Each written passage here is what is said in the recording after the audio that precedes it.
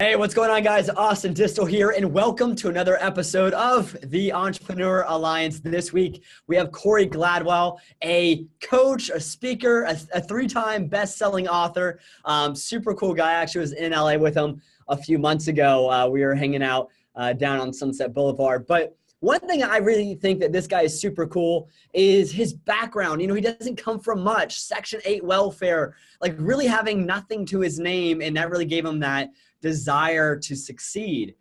Only within a few years later, he was owning a vodka brand and a nightclub and a restaurant, all other kinds of really amazing businesses, four of which ended up making seven figures. Now today, he's a coach and author, and he has a bunch of different businesses, but really where his bread and butter is digital marketing. And so today we're going to be talking about a whole bunch of ways in which you can make money scaling your coaching business and being able to share what you know, share what you love, and living a life full of passion, which I think that a lot of people miss. And so if you're going to be watching this today and you're thinking about how you can live a life that's actually fulfilling and meaningful, and you feel like you have a sense of purpose, this is going to be a great video for you. But it's also going to be very tactical. We're not just going to talk about mindset. We're going to talk about how do you scale a coaching business itself. And so literally there's nobody better to teach this subject than Corey Gladwell. So, hey, Corey, welcome here, man. I'm so glad that you're with us.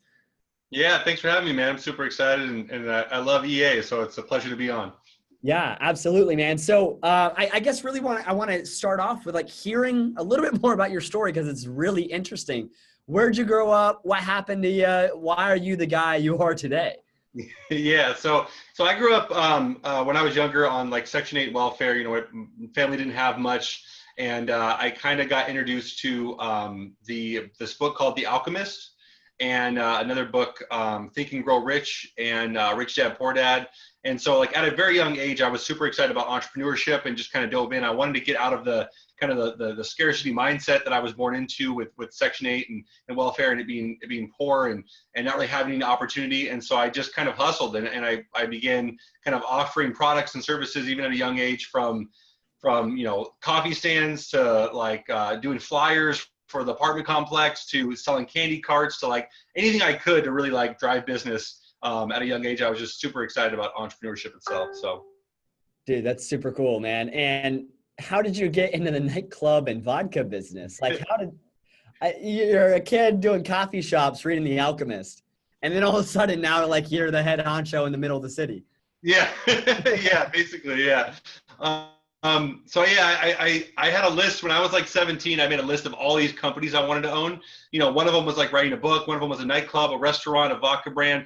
And I used to watch all these other entrepreneurs and successful people and what they did. And a lot of them kind of diversified into a lot of these industries. And so that's what I kind of ended up doing. I got together some investors and and put together a vodka brand, designed it, labeled it, created it myself out of Bend, Oregon. Had it distilled out there, and then launched that. That was called Pure Vodka.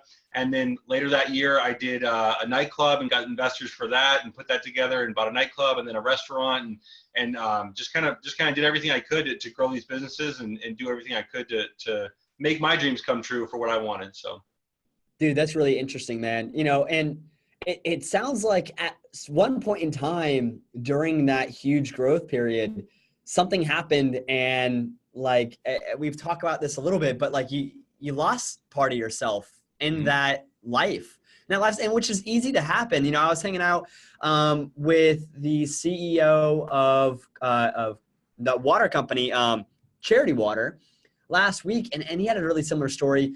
Head nightclub promoter, kind of lost himself, addiction, drugs, and got pulled down into a dark place, and then finally realized, what the heck am I doing? And his story really touched me. But I remember something similar from you, and it totally transformed your life. It's almost from the ashes, a new Corey Gladwell happened. Yeah, no, it definitely did. When I was in there, I got the pinnacle of success at 23, 24 years old. These $1 million businesses, going to Vegas every weekend, and all the girls and money and attention and cars and clothes and all of it. And I kind of became soulless. I lost myself in that, and became really miserable, really unhappy, and this kind of turned to drugs and alcohol, and it just was a downward spiral. So by 25, I had nothing. I was bankrupt. I was nearly homeless, lost my car, lost everything.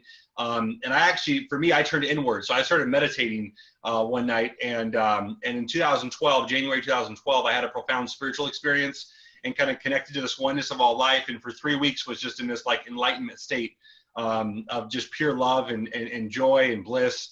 And that really changed me. That shifted me completely from that destruction. You're right. It became this whole new version of me, this whole new person. So since then, I've meditated every single day and done over, 1,700 hours of meditation and written those books and kind of got into the coaching and digital marketing industry because I realized the impact I could have was much greater than just feeding people alcohol at a bar in Seattle or selling them my vodka in Vegas. There was a bigger difference and a bigger impact I could have on changing people's lives. And that's kind of why I got into doing everything I'm doing now. Yeah, man. I would think that it must have been pretty tough to go from nothing to something and then nothing all over again. Yep. They say it's one thing to make a lot of money and lose it. And then there's another feeling of like never having made it at all. Which one is worse?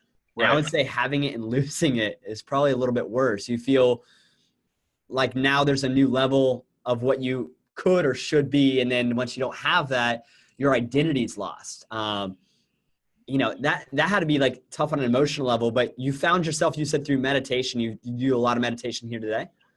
Yeah. So I still meditate at least an hour every single day. But to your point, yeah, that's absolutely right. Like there's a huge contrast between, when you have nothing and you've never tasted that success, you don't really know what the difference is. But when you have it and you have that success, there's that huge contrast that like follows you around everywhere you go. Like you can't kind of get away from that. And you always know what potential exists, right? It's not just like an untapped dream. It's like you've lived it, you've been there, you've had all that. So you can really, you feel that on a regular basis. So yeah, so meditation has really helped me to like kind of wind down that thought process. I go quick, I go fast, I build things and launch things and do things. And that's why a lot of people love working with me. But it also, when you're constantly in that state, you can really get fired up and you can really bring yourself down from trying to go and do too much or go too fast. So I meditate to kind of bring myself into center, to get myself hyper focused and prioritize what needs to be done right now, what is necessary.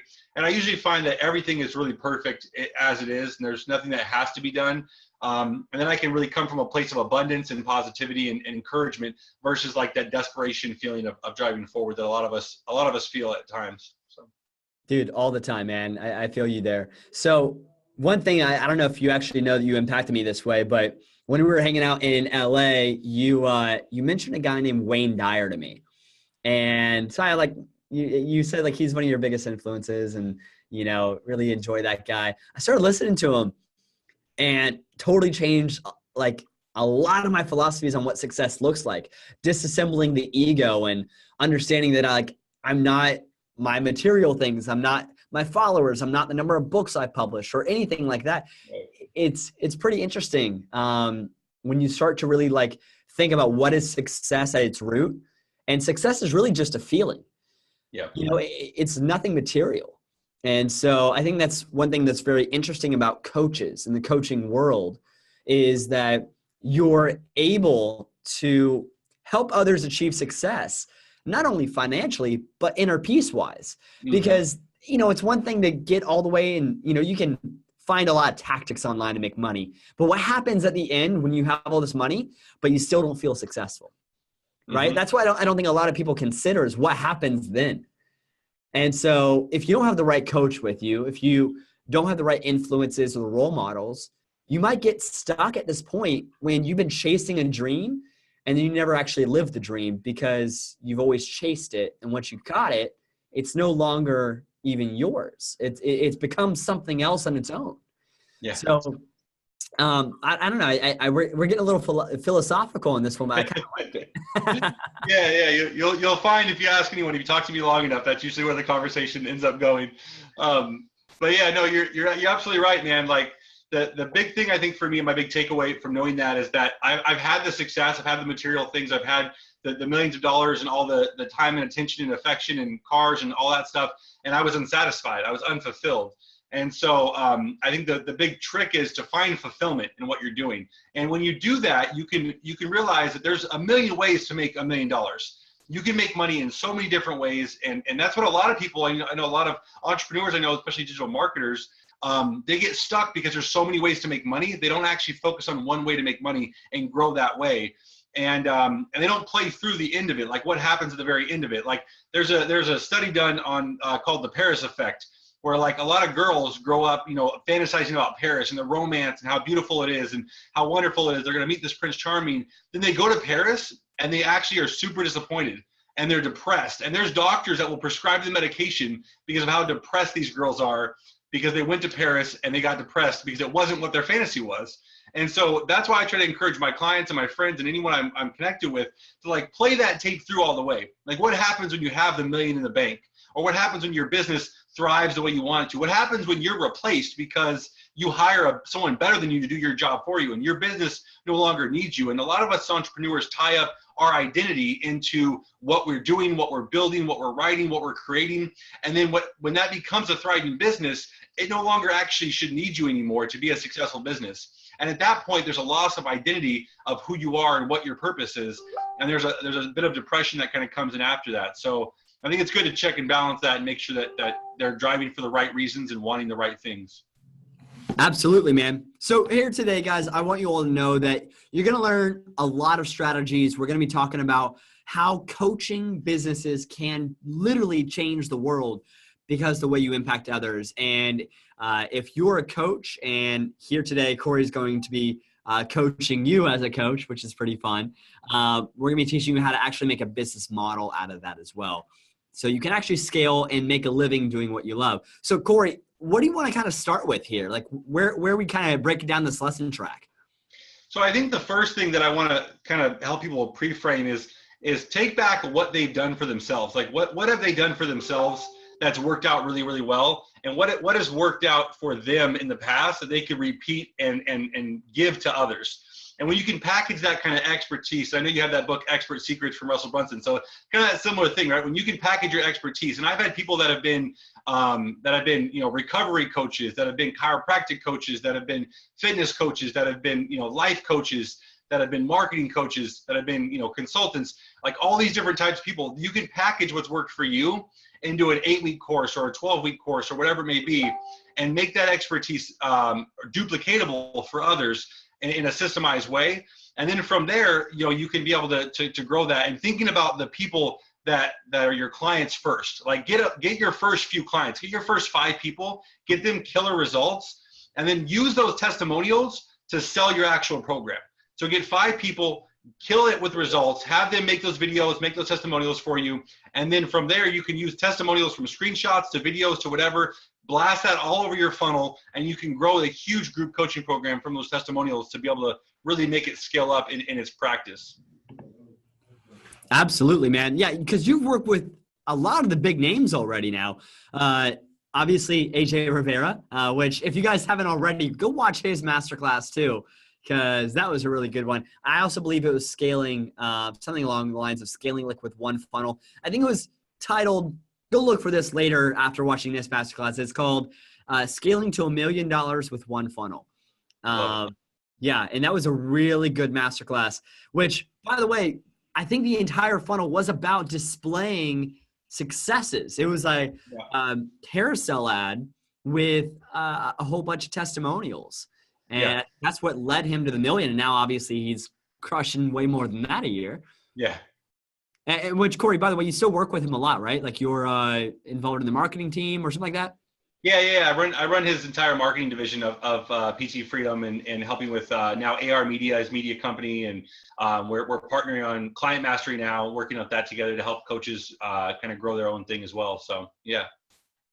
Here's the thing. I think a lot of coaches are missing out on, because anybody today can become a life coach or certified consultant, whatever, right? They get these badges from online and they think that the credentials there have made them worthwhile. In fact, you don't really need any credentials to build an amazing business. What you do need, though, is the right information to actually change people's lives. You actually need to help other people. And so I kind of want to start here, Corey, is like how we've looked online and there's a lot of misinformation out there. Mm-hmm. How do you imagine like we can tackle that and actually start producing great coaches?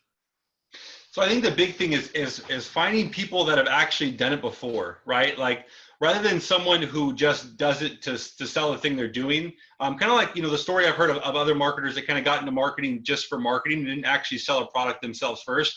Find someone who actually does it and who has done it before, and then work with them to be able to have that happen. Like research ahead of time who you're working with. Like one of my mentors is Scott Olford, and working with him, obviously you can see that he's proven time and time again. He knows how to do launches. He knows how to do lead generation. He knows how to do marketing over and over again. And so that's someone that I'll pay a good chunk to have him mentor me and work with me and create companies with me and grow with me. But you want to find people like that. You want to find people who have actually proven a system and a model that's duplicatable too, because that's the big thing, is that just because it works for one person doesn't mean it'll work for another. So find someone that you can actually use a duplicatable system, and make sure your system is duplicatable as well for your clients and running them through your process. Yep, I love it. Yeah, you guys, and if you don't know, every single masterclass that you have seen here in the Entrepreneur Alliance, that's actually the number one thing I ask is, one, what are the results? Two, is this duplicatable? If they pass those two tests, then we'll have them on here and teach something really good. And so literally I think that's the program, the mindset you should be having with all the things that you do. Everything needs to be duplicatable. It needs to be system dependent and not people dependent. And it needs to have proven results. And if they're not proven yet, you need to go and do this maybe for free a few times, give back, do a lot of goodwill out in the marketplace, start to build up those testimonials. And now you know that it works. Now you can start charging people. And Corey, you've done this a ton. You have done so much goodwill in the marketplace. I feel like you maybe even did it for so long, like it was ridiculous, because like you've done so much free stuff. Even in the past couple of years, I know of people in the beginning of the Entrepreneur Alliance that you like help their book launch and all kinds of stuff like that. I mean, like you were like the most helpful guy. You still are one of the most helpful guys on the internet. What is like the abundance mindset? Like, how did you come up with that? Yeah, so that was a big thing that I kind of decided to do when I first got into digital marketing and everything, was not only trying to learn everything I can, but then give back everything I can and help out. And so even, I mean, you know that too, like for the first year of me even being online, really helping people, I did almost everything for free. I gave back, I helped people with their coaching, with their consulting, with their media companies. I had Facebook ad agency guys, I helped them kind of grow their thing and organize that, help people do book launches, building their funnels for them. I built dozens and dozens of funnels before I even charged for funnels. Then even when I started charging, it was very low fees just to kind of help people out, and now I can charge $5-10 grand for a funnel because of that, and I can charge these huge prices because I've done so much goodwill for others. So I think that's the long game kind of abundance mindset you want to have, is you want to really give as much as you can, because then you work your way into those systems. When you help other people, when you help people build their programs and launch their programs and do their things, it can be hard at first, but when you're thinking about others, the rewards always come back to you. And I think that selfless behavior, I think is something that's missing with a lot of people. And when they focus strictly on just making money right now, they miss so many opportunities, and they miss so many testimonials, and they miss so much, goodwill that can come back to them, and referrals and connections that can come back to them. And I mean, I wouldn't be in the position I'm in, connected to all these top marketers and all these different people, and be able to kind of generate income on demand whenever I feel like, or have the lifestyle of having a place here in Washington and they're in California, and cars in both places, and traveling the world. Like, none of that would have been possible if I hadn't put in a year's work, to be able to help and provide and help and provide. And that's one thing that we talked about, before the interview, which was what I always ask everyone is, if you had to do this for 2 years for free, and maybe even not just for free, but maybe you had to pay someone so you could work for like the next 2 years and not get any reward for it, and then you would get rewarded at the end of it, would you still do it? And if you won't, that's the thing, then you probably don't really love what you're doing, and you probably shouldn't be doing that, and you're probably just chasing the money, which is fine. You can do that. But again, that comes back to our first part of the interview, which is what happens when you get all the money and you're unsatisfied with what you're doing, and you're busy all day doing things you don't love, and you're not fulfilled. So I think that's really the thing. You have to think long game. You have to think abundance, and you want to have that giving mentality as much as possible, because it always comes back to you tenfold. I love that, man. And here's the thing. With a lot of action, right? If you're doing all this action and a lot of it's free, you're also learning through experiences. And I think a lot of people are maybe soaking up way too many sources of information at one time. We're almost like information overload. And I think at that point in time, it's like analysis paralysis, right? Where you are stuck and kind of feeling the mud because there's so many different opinions on telling you how you should do things and what you should be doing that your internal struggle allows your feet not to move. And so what do you think about all of the different coaches in the world?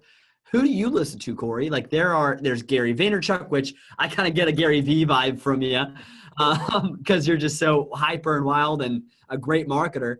But then there's like on the other side of that, like a Tim Ferriss. They're totally different, but he's also a great author and does a ton of book launches, and he's also a great marketer as well, just in a different sense. So when you look at like information overload, especially for newer entrepreneurs, but even going forward from there, what do you think about consuming information? Yeah, so I'm light. I'm light on my consuming because I know that for myself, when I first got into digital marketing at all, it was complete information overload. And what happened to me was I bought course after course after course. Like I studied Eben Pagan and Jeff Walker and Lisa Sasevich, and I was like I was behind everyone. I was like studying everyone, learning everything. But I got stuck in learning mode. And what happened was until I got on a call, I don't know if you know Todd Herman, but I got on a call with Todd Herman, and he's a coach. He's like a performance coach, and he has a program called 90-Day Year and a bunch of other things out there. And when I got a call with him, he basically called me on my crap, so to speak. Like he was like, listen, you're hiding, because I kept saying, well, I don't have this duplicatable system. I don't have the thing. I don't have this. And he said, no, you're hiding. You're not asking. You're not asking. So what I come to realize is that it's good to learn, and I like learning. And Tim Ferriss is actually one of the main people I listen to. Gary's fun, and I get excited watching Gary's videos sometimes, but Tim actually is very methodical, and so I listen to a lot of his stuff because he maps out specifics. Like instead of doing goal setting, he has fear setting and those kind of things, which I love. I love that kind of mentality around it and prioritizing. But I limit it to about once a week that I actually digest new information. So once a week I'll go into learning mode and I'll really get myself motivated and excited, and I'll do all that. Throughout the week I'll read some books. I love reading, so I read like 3 books a week. So I'll always read, but only like once a week I listen to podcasts or videos or all that. That way I can really create and take a lot of action, because I think it should be like at least 80 to 90% action, and then you can learn through the action, and then maybe 10 to 20% of actually like just absorbing information, but then implementing it after you've learned it. Super cool, man. Awesome. So you've gotten to this place now where you currently own 4 businesses. You do some one-on-one, you do consulting, and you do done-for-you funnels. But you also have the Authors Alliance and one other business. Is that right? And Client Mastery Now. Yeah. Client Mastery Now. Yeah. So what was like the first steps? And I guess we can kind of dive here into the meat of the training is what were the first steps that you did to get started, and what would like be able to be duplicatable? If you could look back, maybe some things that you would change, kind of like giving you the floor here to share, what happened for you in this first few months of becoming a coach. Yeah. So the first few months was really about identifying a gap in the market. And I know people have heard that time and time again, but really identifying a gap in the market. When I identified a gap that was there, specifically for me, it was launching and scaling. I didn't see a lot of people really helping with that, with launching and scaling in practices and in coaching. And so after I had done, other online businesses, I had launched courses, I'd launched membership sites, I'd done all this other stuff out there. I noticed there was a lot of people that couldn't put the pieces together to finalize that. And so, I kind of offered my services and asked if anyone needed help with that, and then got some testimonials in there, and then began to kind of grow that. And then from there it was referral, and grew a $250,000 coaching practice on just referrals without any ads at all. And then, starting ads, it kind of grew up more and more from there. So I think if you're just starting out, you don't have a ton of money for, a huge launch process or anything like that. Obviously just find that gap in the market and put yourself out there. Make sure you ask. You can live stream every single day. You can be helpful in Facebook groups every single day. You can talk to some of the big marketers and ask if they need any help to work with them on anything. You can connect with any people, but just reach out and ask and ask and ask. And then that's if you're just starting out. If you have some kind of coaching practice and you're looking to really grow it, I would suggest that VSL funnel. I would suggest running ads to that. I would suggest really getting on some strategy calls and working on those phone sales and selling those higher ticket programs and being able to add people to your free Facebook group and really be able to kind of add that value over and over again. And think about that long game.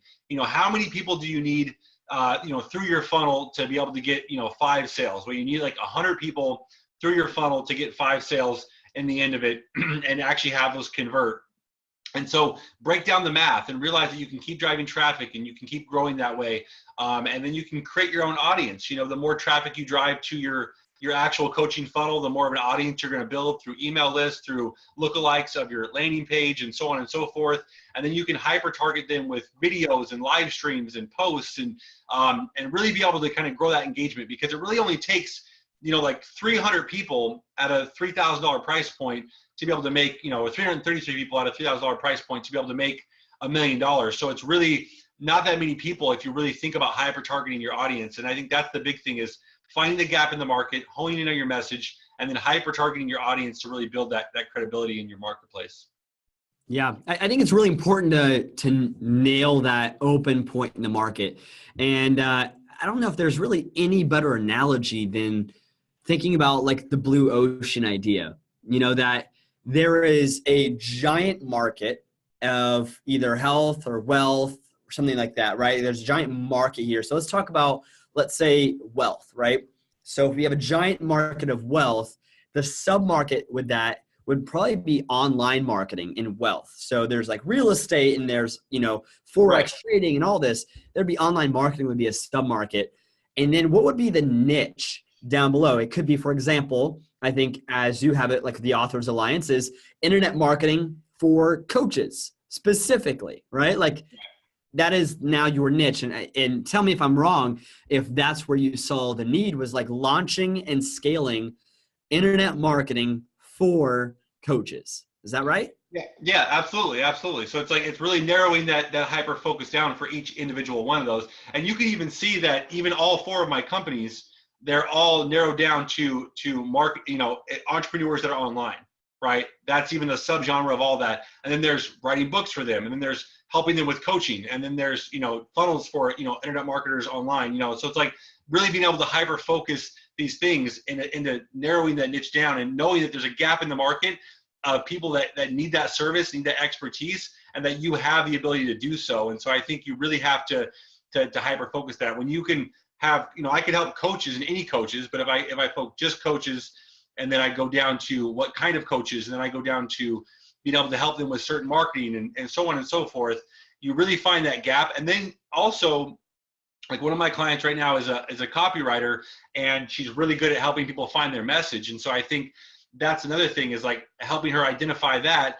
specifically is the same thing that a lot of people miss. Even she needs help identifying her message. And so it's like when you can have your hyper focus of your niche and identify your gap in your market, you can speak specifically to your audience. And when they say the words on the Facebook post or on the ad copy or whatever it is, or the email, they know you're speaking to them, and they feel that connection to you, and they feel like you can relate to them, and there's that connection built.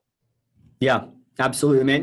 And here's the fun thing about diving into the niches is that if it's a blue ocean if it's a red ocean, because all the sharks are feeding at the market, all the sharks are still feeding at the sub-market. This online marketing world is really crowded.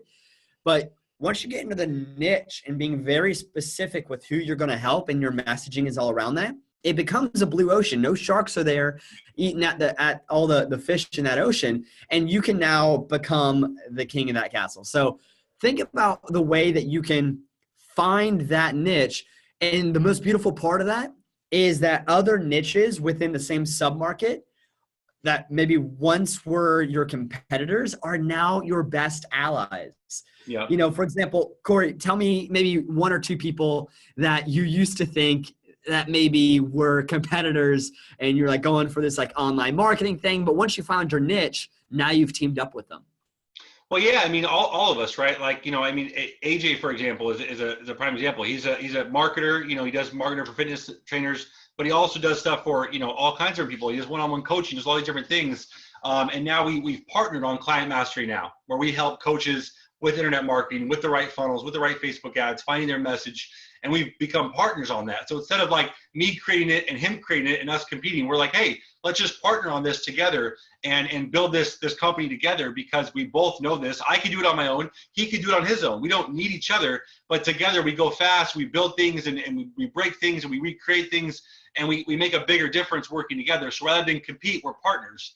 And the same with working with Dave in the past and helping him with Webinar Bootcamp and doing the tech side of that and building all the funnel outlines inside there. It's like when you start working together, it's like maybe the same things as other people, but you can find ways to help them and supplement different things and work together, and then they become your allies with everything you're doing, and you all grow together in that way.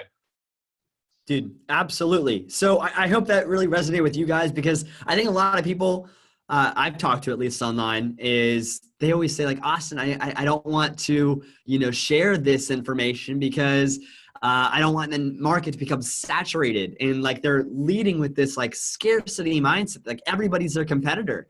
When you really think about it, like if you change your messaging and you really focus down on what your offer is, you could then all those competitors in the past, now like you're going to make so much more money now having them as an ally. It's wild, man. So, okay, let's kind of break down how we make money as a coach, right? Like it's one thing to say I'm an author, one thing to say I, do weekly webinars or coaches or have a course, but like how would you structure it if you were to go back in time and do it perfectly all over again? What's step one? So I think step one is packaging. I think you want to package your program. So a lot of coaches or consultants do like one-off fees, setup fees, or they do hourly rates, or $150 an hour or whatever it may be, or one-time fees for stuff. So for me, I like to package it. So decide if you're going to do 8 weeks or 12 weeks into a package, and then combine everything together. So instead of saying $200 an hour for your services, package it as $3,000 or $5,000 package for that entire 8 weeks. And that 8-week program or that 12-week program. And then from there, you want to create a strategy plan. So what are you going to have inside there? What is step one? What leads to step two? What leads to step three? And create that outline inside. And you can create videos, PDFs, whatever modules. It can be more hands-on, where it's more one-on-one. Even if you don't have videos and PDFs, you can just do more one-on-one, but package it in some way, $3,000 to $5,000, whatever maybe it's $10,000 for your package. You want to package it. And then from there, you want to really identify exactly who this market is for, get at least 1 to 3 people in there as beta testers at a cheaper price, so like $1,000 or less, get some great testimonials. And then you want to run testimonial campaigns, over and over again to get people on there. So you can live stream your testimonials. You can do interviews with your clients and live stream them the whole time. You can do just live streams about that and boost that audience through there. You can do posts about your niche over and over again, helping them with pain points to really build that up. And so there's like, you can do 3 posts a day to beat the algorithm for Facebook, and then create your offer on the 4th post over and over again to really jam it up. But you want to do something to where once you're packaged, once you have your message, you want to create your audience. And so creating your audience can be, like I said, either live streaming and creating a lookalike of the video views, or you can do, your funnel. You can create traffic to your funnel over and over again and create a lookalike of anyone who's visited your funnel. And so you really build your audience up, and then you create lookalikes of that audience over and over again to really be able to hone in on that message and hone in on that offer, and be able to get that feedback over and over again from them. Because the more feedback you're going to get from your audience, the better it's going to be, the better your message is going to be, the better your offer is going to be, and you're going to be able to grow that further and further. Dude, you just laid out so many golden tips. I want to come in and break down some of these right here. But first things first is, I think that there's going to be a few people in here, not everybody. And if you already know what lookalike audiences are, that's awesome. But I want to kind of break down what a lookalike audience is. So I want you guys to think about this. If this is people who've actually viewed your ad or bought your product or landed on your page, and these people who haven't yet, well, Facebook is going to look at the main profile of who this person is, and as a collection, as like a total of all your buyers, they're going to say, what's that average person look like who hasn't seen your ad? And we're going to go out and now make a lookalike audience here in the middle. So literally think about this, guys. It is people that have not seen it, but look just like the people who have. So it is one of the most powerful things you can do to scale your agency, your coaching business, whatever you're really doing, even in e-commerce. Like, it works for everything. For us, it's like one of our main ad sets for growing the Entrepreneur Alliance. Like, we have probably 15 different lookalike audiences that we're always running based on video views, based on our email list or opt-in pages or all kinds of stuff. Like, there's so many different ways to make a lookalike audience. But I will say that this is the best way to target once you already have that. Now, how do you begin to get, because you need probably about 1,000 people or so to do the action before Facebook will recognize the overall demographic of that person or that kind of niche. How would you get that first 1,000? Like, how would you hustle your way if you were to go back in time? So the first way I would do, the easiest and cheapest way to create a lookalike audience, what I always do when I'm running like a new test or a new market, or for myself or a client, when we're growing a new market and we don't know, we haven't tried it and it's cold audience, I always drive link clicks, which like the cheapest, easiest way is just cheap link clicks to a cold audience. And then what's going to happen is it's going to build a bunch of clicks and a bunch of people landing on that landing page. And then as we get like a certain amount of people on the landing page, we'll create that landing page audience, and we'll create a lookalike of the landing page. And then from there, we'll drive traffic to lookalike of the landing page to get opt-ins. And then we have a lookalike of the thank you page. And then from the thank you page, we'll create a lookalike of that, and so on and so forth, all the way till we get to buyers. And once we have a buyer lookalike, it's game over, obviously, because then, that's like the bread and butter. So just kind of work your way there. Drive some link clicks to get some traffic on the opt-in page. Create a lookalike of that landing page, and then you'll get the thank you page, and so on and so forth. And you get that warmer and warmer audience all the way to those buyers. But that's really the whole point of that, is that not only is your ads going to be cheaper and you're going to be able to do all that, and, obviously you're going to drive traffic and get a lot of money in applications and build your coaching practice through the traffic that way. But the big thing is you're going to find your audience. So when you do a live stream, or you're doing these trainings, or you're doing an interview, or you're giving content, right? You're going to have somewhere to move your audience to have your fans really see that and get out in that world. And you really only want like that 1,000 raving fans, right? That really like 1,000 people that are just battling for you and fighting for you, rather than thinking that you need 1 million sales or 1 million people. Just find your 1,000 people that are really going to fight for you, and give them the gold, give them everything, talk and share and blog posts and articles and videos, and give them everything. And the more content, and I know, Grant Cardone said this, but usually it takes 5 to 12 times before someone actually buys, before they make that buying decision. So think about it. The first at least 5 times they see you, they're not going to buy anything. So you want to, from the video to a blog to a post to a share to an interview, those are the 5 things they can see. And then by the time they see all that, they're like, oh, I trust this guy. I know I can trust him. Now I can go ahead and apply to work with him, or get on that phone call, that strategy session, and you can have a much easier closing ratio being able to do that. So, dude, absolutely. And so now that we have a lookalike audience, right, and we've kind of started growing here, what do we send them to? What are some of those pathways in which we can do that 5-step interview? Like, what would be the best way? Facebook Live every day, right? Like, I think that's probably one of the best ways, is because Facebook's algorithm right now is catering towards live over pretty much any other kind of post. So that's one way to really amplify your view count and getting people to see your message. What are other ways that you have found are really effective at getting messages out?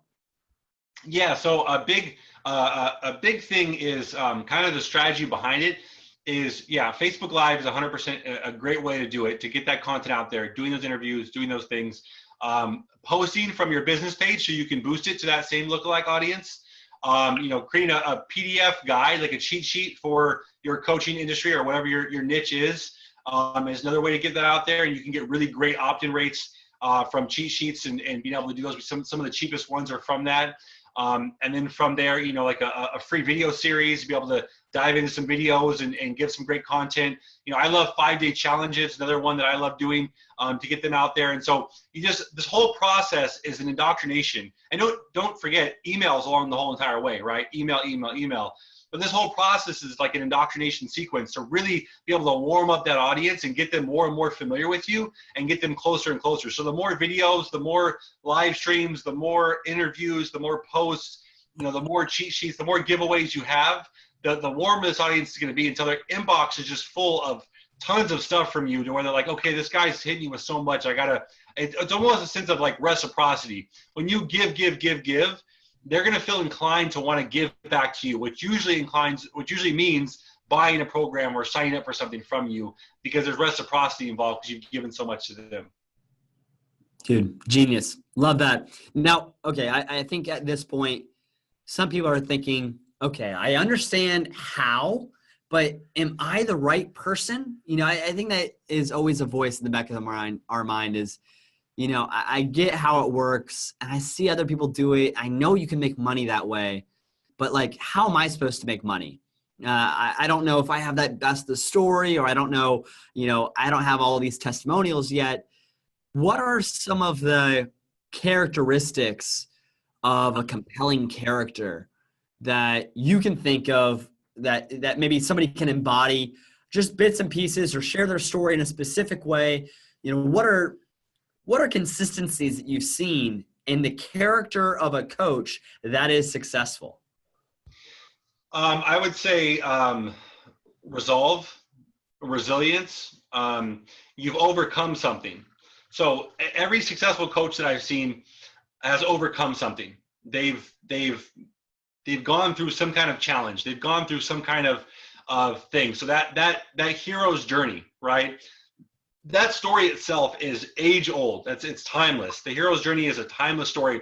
But if you've gone through that compelling, hard situation and you've overcome it, you have a story because you've overcome it. And I can tell you right now, as individual as we all seem and as unique as we all seem and as unique as we all may be, there's a lot of people that are similar to you. There's a lot of people that are similar to me, and there's a lot of people that are similar to anyone watching this right now. And so if you've overcome something, there's other people like you that can be helped by what you've overcome. One trick you've learned, one thing you've solved, one riddle and problem that you've figured out. There's someone else out there that needs that same help. That's maybe a step or two behind you. And so you're your own best client. Whatever you've gone through that you've overcome and you've found the kind of the golden ticket for, you can go backwards and find someone who's 5 months behind you or 5 years behind you and help them through that journey to hit that process and get to where you are now. Yeah, I think that's a really good point. And here's the thing is all the time we kind of question this ourselves here on the Entrepreneur Alliance is like, is what we're feeling in our message, like what resonates with us, really going to resonate with somebody else? And we've always kind of been true to who we are. You'll see that we're really authentic and basically we don't put on a show or anything like that in front of or on the camera. Like we are the same exact person that you'll meet as the person you'll see online. And part of that comes with like, we were kind of throwing it out there as like, what if entrepreneurship wasn't all about making money? What if it was a lot more to that? What if you didn't have to have Lamborghinis in your marketing to make money? And there's a lot of these like things that kind of in our core belief that we didn't know if anybody else felt the same way, but we thought, what, we're just going to be true to who we are. And that audience ended up finding us through marketing. And I think that that's one thing that you can do to separate yourself from everybody else is be your own personality. Don't be somebody else's personality. It is the most old thing all of our moms used to say, be yourself, honey. Like that is what every single mom has always told us. Yet I think we always forget it. And that's a tough thing to deal with every day is that like we are in this marketing bubble where everybody is looking at everybody else, seeing what they're doing and just trying to copy them. When in fact, if you just were original for once and like actually had your own personality and your quirkiness and being goofy, people are going to resonate with that more than ever. And that's actually how you find your 1,000 true fans. Yeah, 100%. I 100% agree with all that. Definitely, man. You're absolutely right. Yeah. So, okay. We have the tactics, right? We know VSLs, we know Facebook Lives, we know lookalike audiences. We're starting to kind of dive into the character, but I want to think about as a product. What does a product look like as a coach? Like, what is the most profitable price points? What are the things you need to scale? Like, if you were to do this all over again, and as you probably do for many of your own clients, how do you set them up for success as far as like the materials needed to make money? Yeah, so I think just to break down exactly what you need, obviously, you want to have like a membership portal, landing page software, all that, which you can do. ClickFunnels would be pretty easy to use. There's other ones out there, Kajabi, obviously, different ones like that. And have all that set up, and you want to have your active campaign or MailChimp or whatever service provider you want to have as far as that goes. But then as far as pricing and everything, you really want to be, as far as coaching, that's why I said earlier about packaging, is you really want to have a higher ticket package, because to get applications in, you're going to have anywhere from $130 to $180 or more sometimes per application, and you're probably going to close 1 out of 4, 1 out of 5 of those applications, and so you're going to spend $600 to $800 to get one sale. So if you're selling it for $1,000, you're really not going to make any money doing this. So that's why you want to have that $3,000 to $5,000 or higher package. And when I say that, it doesn't mean just charge because you want to charge and be profitable. I mean, make it worth $3,000 to $5,000 or $10,000. Like, make your program worth that. Make your 8-week or 12-week program worth that. So by the time they're done, maybe it's not they have to make that much money back or more, but they could, but whatever it is, make sure that the value is there. And so one of the ways that I help a lot of clients with the sales process, is really play the tape through of what happens to this person's life, this client, this future client, what happens to their life if they don't work with you, right? Like, if they don't take your program, do they get a divorce? Do they lose their business? Do they file bankruptcy?